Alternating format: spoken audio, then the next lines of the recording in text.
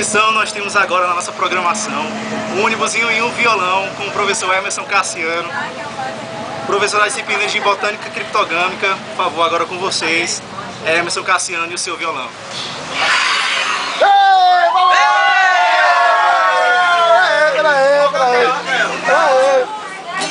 Que sucesso! Eu não pensei na música ainda que eu vou tocar.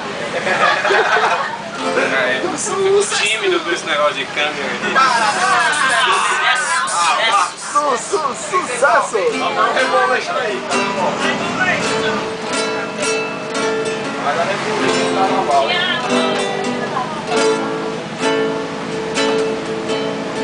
Eu não sei o que eu vou tocar, tô pensando aí. Cadê? Ele tá emocionado, cara. A emoção que é grande!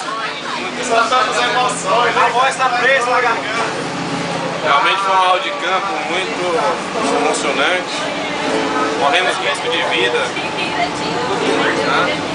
Uma pessoa quase perde o dedo. Olha, fui socorrer as peças. Perdeu 2 litros de sangue. Mas deu tudo certo.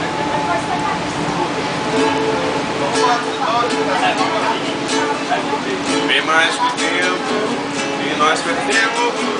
Ficou pra trás também o que nos mudou. Ainda lembro que eu estava lendo, só pra saber o que você achou dos versos que eu fiz. E ainda espero resposta.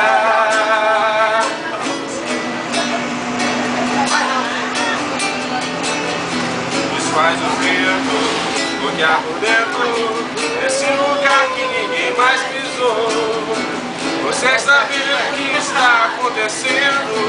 Nesse caderno sei que ainda estão os versos seus, tão meus que peço.